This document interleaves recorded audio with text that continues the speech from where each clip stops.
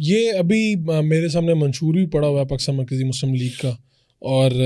میں نے چونکہ ابھی آپ آئے ہیں تشریف لائے ہیں تو اس کے ساتھ ہی ہے کرسی آپ لوگوں کا انتخابی نشان ہے، تو کیا بنیادی آپ کیا سمجھتے ہیں 2-4 مسئلے جو پاکستان کے اس وقت فوری طور پہ اگر آپ کو کوئی سیٹس ملتی ہیں تو آپ کیا کریں گے فوری طور پہ 3-4 مسئلے؟ ہاں جی، ہم یہ سمجھتے ہیں کہ پاکستان کی جو اس وقت معاشی صورتحال، پاکستان کا جو معاشی دیوالیہ ہوا ہے اور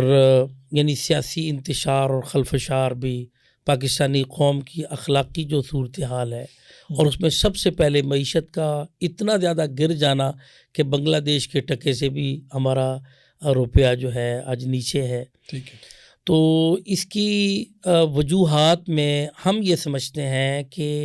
یہ نہیں ہے کہ پاکستانی قوم میں کوئی یا ہماری مختلف جماعتوں کی ٹیموں میں کوئی اہلیت کی کمی ہے، یا ٹیلنٹ کی کمی ہے، یا تعلیم کی کمی ہے، یا اچھی منصوبہ بندی کی کمی ہے۔ آپ مختلف جماعتوں کو یہ 3-4 جو ٹینور تبدیل ہوئے تو ان کی تمام منصوبہ بندیوں کو نکالیں، کسی ایک پارٹی کی بھی، تو بڑی بڑی شاندار منصوبہ بندی ہیں، تو آپ اس منصوبہ بندی کو پڑھیں گے تو آپ حیران رہ جائیں گے کہ اس سے بہتر کسی کی شاید منصوبہ بندی ہو ہی نہیں سکتی۔ ٹھیک ہے، تو آپ یہ بھی دیکھیے کہ ابھی تو کیئر ٹیکر چل رہے ہیں، اس سے پہلے جو حکومت کے لوگ جو چھوڑ کر گئے، اب وہ دوبارہ سے ان کے لیے ایک ماحول بن رہا ہے کہ وہ دوبارہ سے آئیں، تو انہوں نے بھی 1 سال پوری اپنی جادو کی چھڑی چلانے کی کوشش کی۔ بلکہ میں کھل کے بات کروں گا کہ جو وزیر خزانہ اسحاق ڈار صاحب کو لایا گیا، جب وہ لایا جا رہا تھا تو پاکستان کے میڈیا میں بہت شور تھا کہ وہ آئیں گے، حلف اٹھائیں گے اور اتنا شاندار کوئی معاشی پیکج دیں گے کہ پٹرول کی قیمتیں نیچے آئیں گی، ڈالر جو ہے وہ بھی نیچے آئے گا، پاکستان کی معیشت ترقی کرے گی۔ تو وہ تشریف لائے، انہوں نے حلف بھی اٹھایا، وزیر خزانہ بھی بنے، ان کو بھرپور موقع ملا، لیکن آپ ذرا رزلٹ دیکھیے کہ جاتے ہوئے وہ کتنے 70-80 روپے پٹرول مزید مہنگا کر کے گئے۔ تو میں یہاں پہ یہ کہنا چاہوں گا کہ منصوبہ بندیوں کی اور تیزیوں کی اور ذہانتوں کی کوئی کمی نہیں ہے، نہ تھنک ٹینکس کی کمی ہے، تو کمی کہاں پر ہے؟ جی، میں یہ سمجھتا ہوں کہ پاکستانی قوم کے اندر مجموعی طور پر ہماری ریاست کے لوگ ہوں یا ہماری قوم من حیث القوم ہو، ان کے اندر ایمانداری کی کمی ہے، ان کے اندر دیانتداری کی کمی ہے، ان کے اندر خدا خوفی کی کمی ہے۔ یہ ہے اصل بات۔ اس میں سسٹمز کے بھی کچھ ایسے پہلو ہیں، معاملات ہیں۔ آپ دیکھیں کہ پاکستان کے اندر یہ جو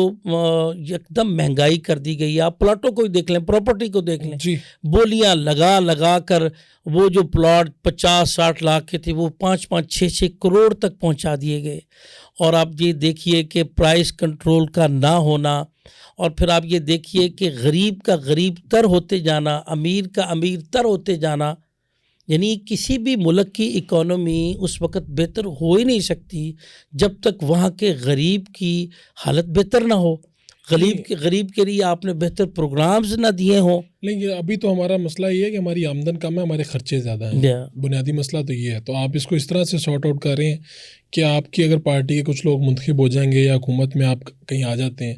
تو آپ اس کو ایمانداری سے اور دیانتداری سے مجھے تھوڑا سا موقع دے تو میں یہ بات کہوں گا کہ انشاءاللہ میرا ایمان اور یقین ہے کہ یہی پاکستان جس کو اللہ تعالیٰ نے بڑے خزینوں اور دفینوں سے نوازا ہے، یہی پاکستان یعنی جو کچھ اس کی صورتحال ہے، اس کے اندر چند تبدیلیاں اگر ہم لے آتے ہیں تو یقین کیجئے کہ معیشت ترقی کرے گی۔ یہ جو بہت زیادہ پڑھے لکھے ہونے کا دعویٰ کرنے والے جو لوگ ہیں نا،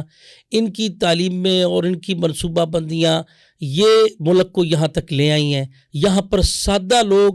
دیانتدار لوگ، ایماندار لوگ، خدا خوفی والے لوگ اگر آ گئے تو چند سالوں میں آپ اپنی آنکھوں سے دیکھیں گے کہ پاکستان کی معیشت ترقی کرے گی۔ اس وقت آپ کے پاکستان مرکزی مسلم لیگ کے علاوہ کون سی پارٹی ایسی ہے جس میں آپ سمجھتے ہیں کہ میجورٹی دیانتدار ایماندار لوگوں کی ہے؟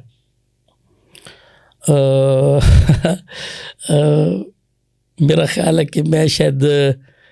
اس کا جواب افسوس کے ساتھ کہوں گا کہ شاید نہ دے سکوں۔ کوئی ایک جماعت بھی نہیں؟ مجھے یہ تو نہیں اچھا لگتا کہ بھئی میں صرف اپنی پارٹی کی ہی تعریف کروں، لیکن مختلف پارٹیوں کی ایسی ٹریجڈیز ہیں، ان کے ایسے مسائل اور معاملات ہیں کہ پاکستان کا کچھ سسٹم بھی اس طرح کا ہے کہ جو رسہ کشی چلتی ہے، ایک پارٹی آتی ہے، اس بیچاری کے لیے یہ ہوتا ہے کہ بھئی اس نے حکومت اپنی بچانی کیسے ہے، اور باقی لوگ اس کو سوچ رہے ہوتے ہیں کہ یہ حکومت گرانی کیسے ہے، تو وہ سارا وقت ہی اس کا رسہ کشی میں جو ہے وہ گر جاتا ہے، گزر جاتا ہے۔ اسٹیبلشمنٹ کا بھی کردار ہوتا ہے نا؟ ہاں جی، اس میں تو اسٹیبلشمنٹ کا بھی کردار ہوتا ہے۔ میں سمجھتا ہوں کہ اس میں یعنی ہمیں ایک ریئلسٹک اپروچ ہماری ہونی چاہیے، اور وہ یہ ہے کہ آپ اگر اسٹیبلشمنٹ سے پوچھیں گے تو وہ اپنے بہت سارے ایسی عذر اور مجبوریاں بتائیں گے کہ بھئی اس وجہ سے یہ کرنا پڑا، پھر یہ کرنا پڑا، پھر وہ کرنا پڑا، تو کسی ایک کو ذمہ دار ہم نہیں ٹھہرا سکتے کہ اس صورتحال کا ذمہ دار ہم کسی ایک سیاسی جماعت کو نہیں ٹھہرا سکتے، اس صورتحال کا ذمہ دار ہم محض اسٹیبلشمنٹ کو نہیں ٹھہرا سکتے۔ یہ پورا سسٹم اور پورے کا پورا معاملہ، میں تو سچی بات ہے دیانتداری والی بات کرنا چاہوں گا، اور دیانتداری والی بات یہ ہے کہ کسی ایک طبقے کو یا کسی ایک سیاسی جماعت کو اس ساری صورتحال کا ذمہ دار نہ ٹھہرایا جائے،